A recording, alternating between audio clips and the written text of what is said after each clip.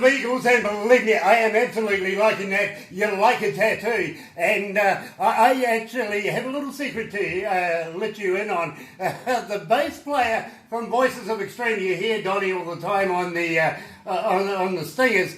Well, he's in that band, and I have him right here, right now. Let's do an impromptu. Good morning, Stephen.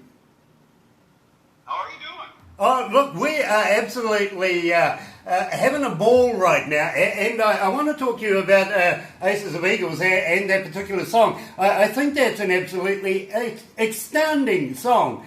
When are you going to pass it on to us and meet the rest of the band? Well, we actually did that song. We recorded it and the video to it in, it was January or December. It was December of 2014 when we filmed the video. And we recorded that song that year and then played it live, for all our shows in 2015 until I joined Voices of Extreme in February of 2016. And the singer is actually from New Zealand, Scott. His name's Scott Lathwood, and he's from New Zealand, and he sounds just like you when he talks, same accent. He takes trips to New Zealand at least once a year to see his family. He's one of the nicest guys I've ever been in a band with. He's like Donnie. He's a singer that doesn't have LSD, lead singer's disease. He's really cool. Oh, okay, you put in the words LSD and trips. Do you mean to say he's a drug runner? No. And accent? What accent? Exactly. I'm the accent. Yeah, there you go. You're outnumbered. There's three of us in here. So you're outnumbered. But I'm going to keep... I must sound weird. Do I sound totally weird to you people? No, we're learning American English. Yeah. You're from Phoenix. Yeah, I am, but I've lived here pretty much all my life. I got here when I was about 18 months old, 2 years old. So I've had to adapt. Yeah. I know, you told me that story, I know. Yeah, exactly. I've had to adapt. Otherwise I would talk like you and we'd understand each other a lot better, wouldn't we? We'd even be able to hail a cab together. Actually, your accent is easy. When we're talking to Jeff Tate's band, there's two guys in the band, one from Ireland and one from Scotland. You can't understand a word they say, except every now and then they'll be like, 1 out of every 10 words you'll get. It's real fast. They talk real fast, and then it's like every now and again you'll get a word. Now Bobby can imitate them perfectly. He's hysterical. I can't do it, but he's hysterical. You'll love talking to Bobby. Yeah, now that you've mentioned Bobby, he's the new member of Voices of Extreme, the drummer. Apparently, you've replaced John and gone with Bobby. Now, tell me a little bit about Bobby. Apparently, he's one of the world's best. He absolutely is one of the world's best. He played with Dokken for a few years when Mick, their original drummer, was touring with, I forget who else. I forget the band. He was off doing something else, so Bobby was the drummer for Dokken for a while. He also toured with Eddie Money, of all people, Flava Flav. That was a great band that they put together, and he's done a lot more. He played with White Lion, with Cinderella. He's played with a lot of people, and he's one of the coolest people in the world, one of the funniest guys in the world, and his drumming is second to nobody's. I mean, talk about power and groove. You can feel the groove when he's playing. That's why everybody asks for him and wants him. Because there's just a groove to him that you don't always get. You know what I mean? I do understand that exactly. In fact, I got the same feeling when I met Mick Fleetwood back in the day from Fleetwood Mac. Nobody hits a set of skins harder than old Mick Fleetwood, if you know what I mean. But it's that feel, that's that groove, and I get what you're saying. I really do. Also, a very funny man, apparently, young Bobby. Oh, he's hysterical. He could easily be a stand-up comic. He's funny. He actually entertained a whole group. We had a group of Cub Scouts come in here, where I'm sitting now in the studio, and they did a whole look around stuff. And Bobby did a whole thing on the drums and entertain them for like 15 minutes by himself. And Donnie kind of put him out there. He didn't even know what he came here to rehearse with us before the tour, and he walked in the door and there was 20 kids sitting down Indian style, like, you know, doing a class. And we were talking to him about the studio, and they were asking me questions. And then he walks in, and Donnie literally does this. He goes, "I'm gonna go make a phone call. Bobby, you take over." You know, literally left him hanging. He was like, "Okay," and he was the best. I mean, oh my God, he was great. He's hysterical. He took one of the kids behind the drum set, let him play a little bit. He was really funny. He had all the parents laughing. He had the kids laughing, and Yeah, he's a cool guy to be around, and his drumming is second to nobody. So he immediately fit right in and became a member of the band, literally in one day. you know, I am so looking forward to meeting him. I tried to be a stand-up comic too, but I confused everybody when I bought my bar stool out. Yeah. Just that empty silence, isn't it? Anyway, I want to talk to you. I don't even know what you're talking about. It's the accent. It's the accent. That's what it is. No, I want to talk to you. No, you've been funny to us. There was a few times you had us all dying. I forget what you were telling us that first interview when there was me and Donnie and we were talking upstairs to you the first time for like whatever we were doing. I forget. You said something and we were rolling. Maybe I opened my mouth. I forget. You were really funny. You were hysterical. Now, You're feeding yourself, absolutely. while I have you here with me, I want to find out how your tour's going right now. I've heard that you've had such an exceptional tour, stand-up ovations, to be quite honest with you. I'm very proud of you. I really am. How's it going out there? Yeah. It's been like more than we expected, obviously, because we're going in and we're opening up for Jeff Tate from Queensryche, and you know, playing cities we haven't played, and nobody knows who we are, and we've been winning over every crowd. It's been really more than we expected, and it's been great. Austin City Limits was an amazing gig. That was our first one, and we did Houston, San Antonio, Dallas, and then Chicago and Nashville. And I got to tell you, it has been very, very cool. I mean, sometimes it's a little crazy having to fly everywhere first thing in the morning and make a show. We literally were in Chicago, played the show. The next morning we got up at 4 a.m., flew to Nashville to make that show. And, you know, I was so tired, like not enough sleep and just like, how am I going to play? How am I going to play tonight? And there were, you know, you have to wait to check into your hotel room when they let you because there's still people sleeping from the night before. And it's so, you have to go, like, kill time. So we had to walk around Nashville a little bit. And I'm talking when you want nothing more than to be laying down and sleeping. And you have to do all this stuff. And the minute you get on stage, it's like none of that happened. And you're just like, oh, my God, this is incredible. And that is, it's hard to explain to people who haven't toured in a band. But you could be as tired as you've ever been in your life. And the second you're on stage, nothing matters that it took to get there, and it's just worth it at that point. Especially with this band with Donnie singing, because I mean him alone singing wins a crowd. Yep, absolutely, and I get that, I really do. The man is an absolute natural. And now you got a gig on in 89 North, just on the 20th for us, the 19th for you, absolutely. In New York, so you won't have to actually fly anywhere this time. Just pack a suitcase and hop into a cab, and you'll be right there. That's the one gig. Yeah, well, for me, I did fly because I don't live in New York, but I live in the studio while I'm with this band, and this is 89 North, I believe, is 20 to 30 minutes away in a car, as opposed to, hours away on a plane. So that one, I think we're actually going to come back here and not have to get a hotel room for, and then we play New York City the night after that. Same thing. I think it's just an hour away. And then the Pennsylvania shows, we will go to that one, stay in a hotel, and then drive to Pittsburgh, which is even further, and stay in a hotel, and then drive back. So I think the drive back from Pittsburgh is like all day. It's 9 or 10 hours. Very cool. And then I'll be flying back to Dallas for a week before I come back here to start rehearsals for the electric shows. Exactly. Now, while you're having some downtime after your tour, I heard you got Debbie Gibson in your studios. That must be exciting.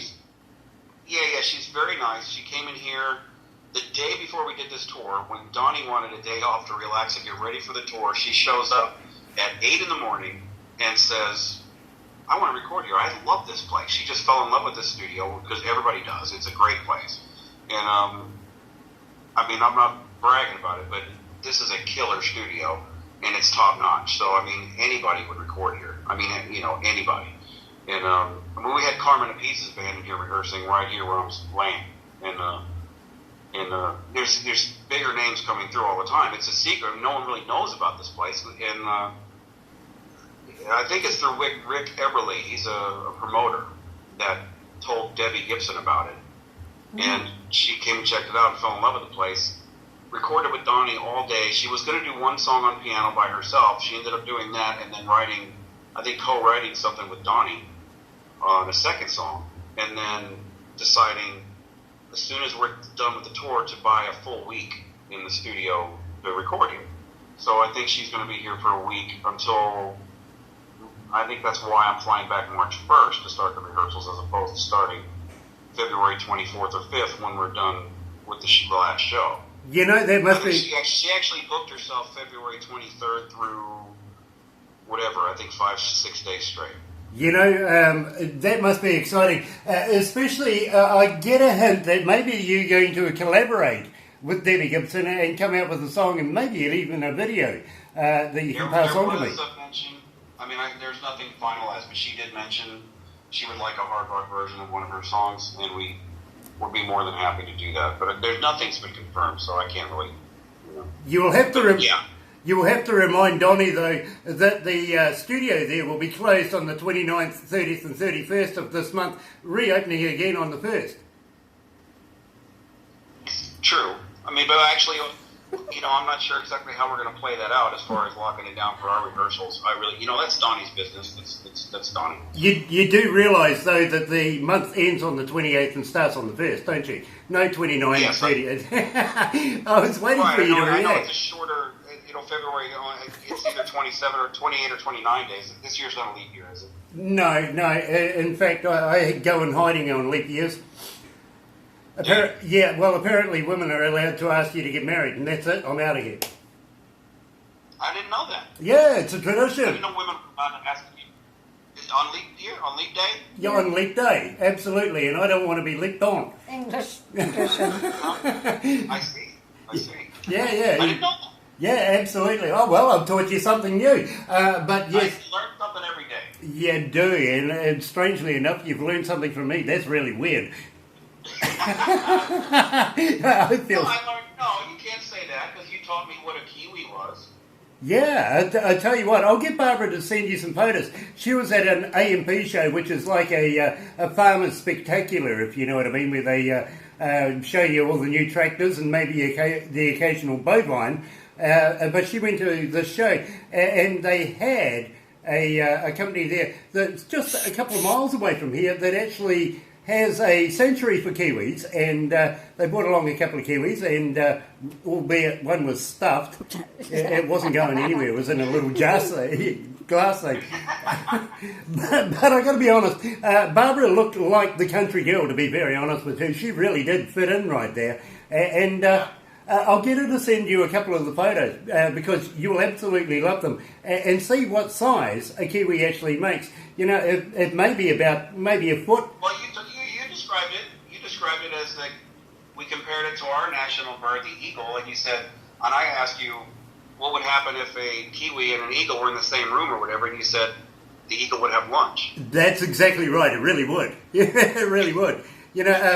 Kiwis can't fly, but we have our own airlines. Do you? Kiwi Airline? Well, New Zealand Airlines, yes. Actually,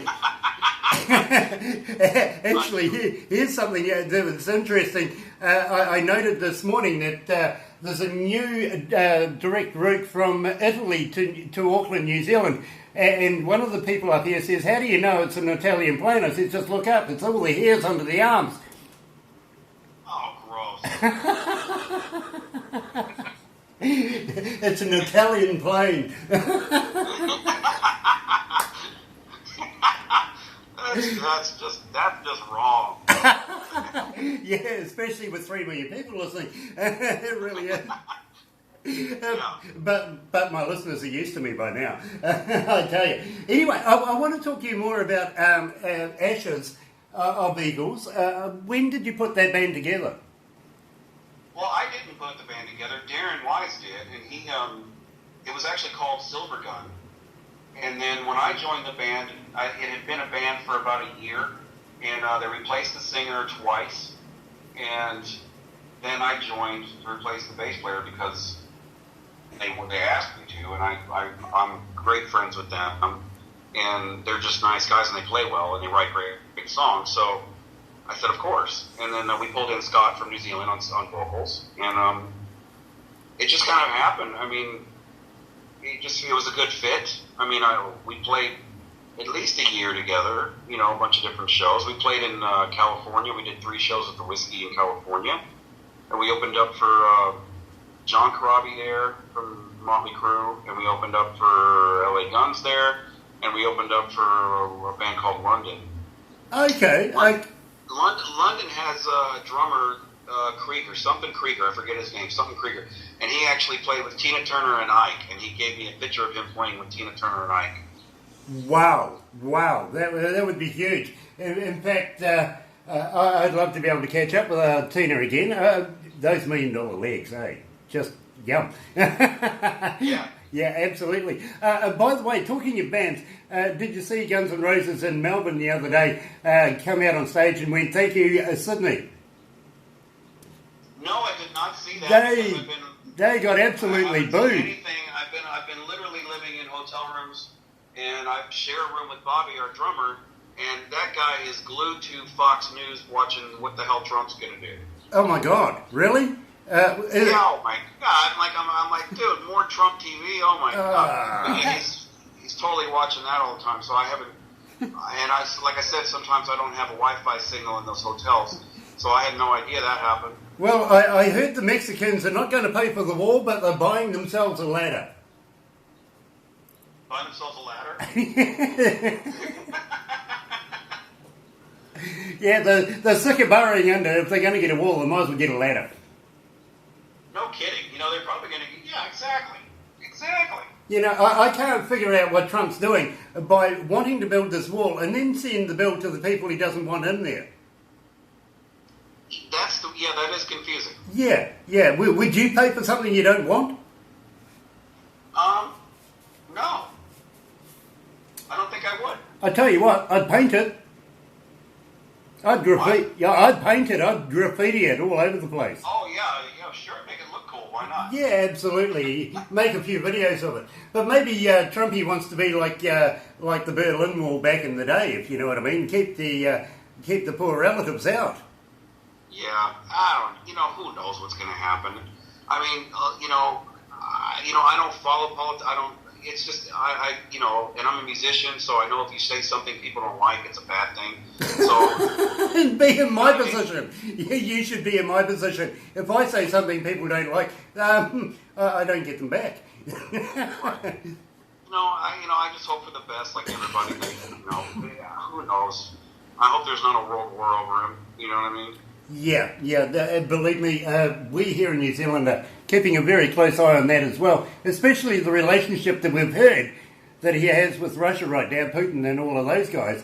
By the way... isn't Australia not New Zealand, isn't Australia good friends with, supposedly good friends with America, right? I mean, it should be okay. Well, the Australians have adopted your guys' accents so much, that's how much they love you guys. But yet again, don't forget, Trumpy hung up on Turnbull just the other day. Wow. Turnbull said, you got to honour the agreements that Obama had done with us and take some of these refugees that you said you were going to take. And old Trumpy goes, oh, bugger that, and just hung up. Yeah, I didn't know that either. Yeah, I didn't know that. Yeah, that really did happen. But at the same time, I'm living in a bubble half the time. When you're on tour, you're kind of living in the bubble of the tour. It's hard, you know what I mean? Absolutely. Like there's your little world that you're traveling in. It's like, okay, we have to be here at certain time. Sound check is at 4. We got to get to the hotel. So you kind of live in a bubble sometimes when you're touring, and then you kind of catch up on things when you have a minute to slow down. Like right now, I have, I think, 2 full days to actually just be me, and then it starts again. Yeah. So if I'll catch up, you're catching me up on all the crap that's happened since we started playing. Okay, well, I'll give you one more. Down in Canterbury, down the South Island here in New Zealand, currently having a lot of problems with fire. 1,800 hectares of land is burning right now. 400. Is it a drought? Yeah, it is, pretty much. Yeah, we're smack bang in the middle of summer right now, and over 1,000 evacuees from their homes. Lucky if they can even just grab a few photos and get out the door at the moment. 450 homes are currently in jeopardy of being burnt down. So, and one helicopter has crashed. One person has already died in that. So it's a tragic time for us. Yeah, it is absolutely busy down there right now. And let's not forget, the Cantabrians down there have only just survived. A number of years ago, we had the big earthquake down there, and not forgetting, just a few kilometres away from Christchurch, we've had yet another earthquake just last year. So they're having a rough time down there. I'm sorry to hear that. I mean, I didn't know that. I mean, when we have summer, sometimes in Texas where there's a drought, there'll be a lot of grass fires. In California, I know there's sometimes fires in the hills, the trees, and they spread to the houses. So that does happen. I'm sorry to hear that. Exactly, and it is happening right now, especially in the Port Hills. The blazes are just going off still today, and we're getting more and more firefighters from all over New Zealand to congregate down there, relieve the guys that's down there. Believe they're exhausted right now, so we want to give them as much help as possible. But at the same time, New South Wales in Australia is doing the exact same thing. They're burning, and now I'm in a quandary. I don't know where I'm going to take my marshmallows. You don't know where you're going to take your marshmallows. Well, the good old campfire, you know what I mean? You making s'mores? You making s'mores out there? Yeah, absolutely. Absolutely. But also... Smoko. Yeah, well, you've learned another word, smoko. You keep in with me, I'll educate you Kiwi style, believe me. Cool. Absolutely. We have a thing that we like to say is, g'day mate. And that's only because we like to try and confuse the Australians. Did you not say good day, mate? No. The Australians say g'day, mate, but you see, at the same time, we like to really confuse them when we go over there. We act like them just so that we can blend in. So what do you guys say instead of good day, mate? We say hello. I like you guys, yeah, absolutely. But you see, we don't want to act over intelligent while we're over there, so we just blend in. Oh, well, I guess if I go there I'll do the same thing. Yeah, absolutely, do that. And ask them if they can ever invent a kangaroo that can bounce backwards. Why, the kangaroo... No, you're about to teach me something else, that kangaroos cannot bounce backwards? No, they only go in one direction, that's forward. Maybe because they just haven't... Well, they're kangaroos, they're not people, so maybe they just haven't thought to go backwards. Well, they're probably physically capable. They just haven't thought about it, because why in the hell would they want to go backwards? Exactly. But more importantly, I think it's that tail that just prevents them from doing so. But apparently... Also, maybe physically they're not capable. They are not capable. No, not at all. Well, why the hell would you want to go backwards anyway? Well, yeah, exactly. But that's... I mean, screw that. Yeah, forget it. Go forward. Go forward. That's no where... looking back. Like the song "Running with the Pack" from Bad Company says, no looking back. Exactly, but you see, at the same time, Kiwis are far more intelligent as a creature. They can go backwards. What can? Kiwi can. A kiwi bird. Oh yeah, but they get eaten by the eagle, like you said. So well, you know, that's why they live over here and not over there. Yes. So Kiwis can go any direction they want. Yeah, exactly. And that's indigenous to us people too. We're Kiwis. We go anywhere we want. And we manage to get into every country, even though we're a little worried about Trump here at the moment. But we do. We're good people, you see. I know. That's ridiculous. You know, it's crazy, isn't it? Yeah, and I noticed that all of the peoples that he's got on his travel ban right now, not one of them is Muslim, and that's simply because most of the Muslim hierarchy in the United States are in his offices in his buildings. Really? Yeah, have a look at that. Maybe there's a little something going on there.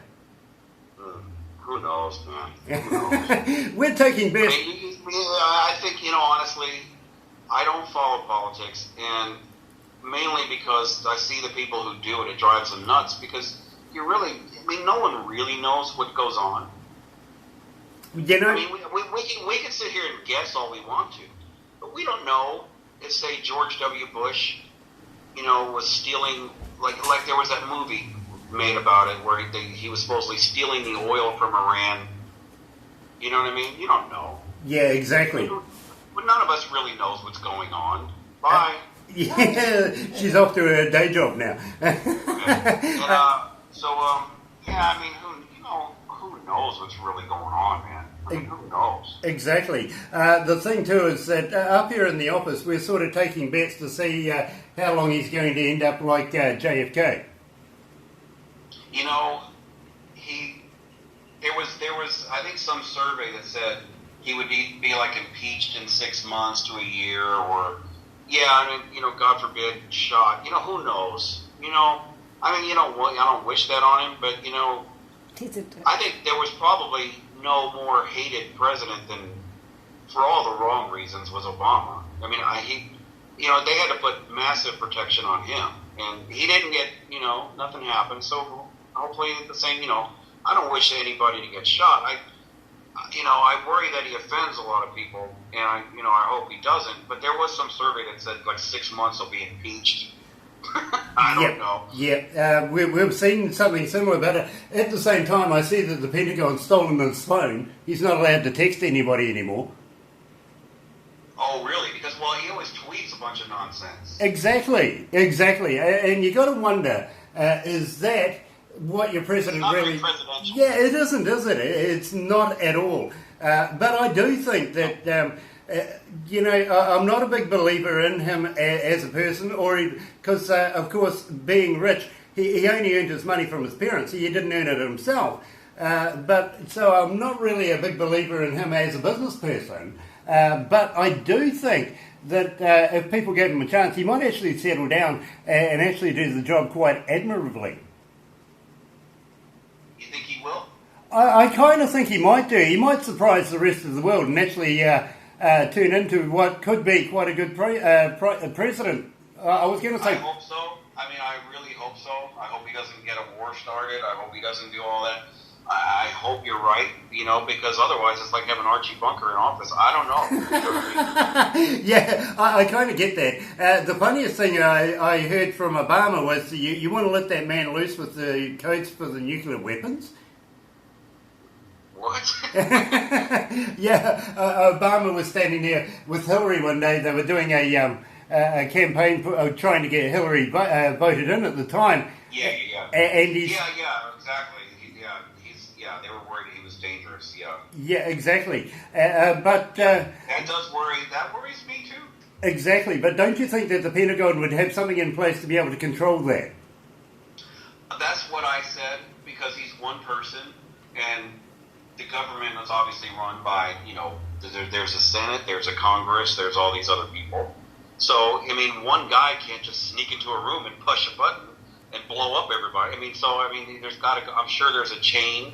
There's some military commander that would be like, are you crazy? I'm not going to blow up the whole world. So I don't think, there is obviously, he doesn't have his own filter, but I think the other people around him will filter that a little bit. Absolutely, I do believe that, to be quite honest. But okay, let's get away from the politics and get back to what we know. Now, I'm really begging you very much for your new work, and I know that you're going to have a week off after doing your touring. It's much deserved.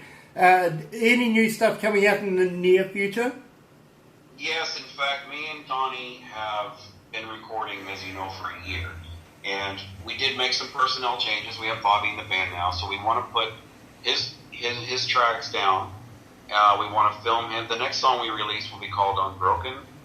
That's the one that's getting the biggest response when we play. As far as, oh my God, that's a great song. People come up to us afterwards and love that song. We already had made a decision to put that one out next anyway, but they confirmed it from our live shows. And so we're going to release that, but we have to put Bobby on it because Bobby currently is not on it. And we're going to put him on it, film him. We have to go backwards a little bit to do that because we had put two other drummers on it first. And then we put, we filmed it with John, and then so now we're going to redo it and put Bobby on it because, like I said, he's world class drummer, and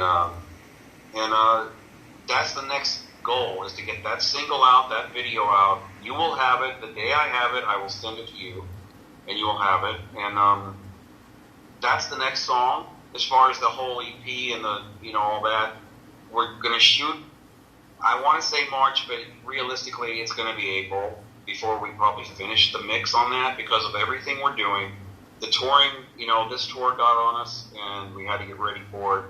And there's just so much, literally we can't do 20 things at once. And so we're sitting on all the songs. They're just not mixed yet because we can't go upstairs and just sit down and mix our songs for the next week and a half like we need to.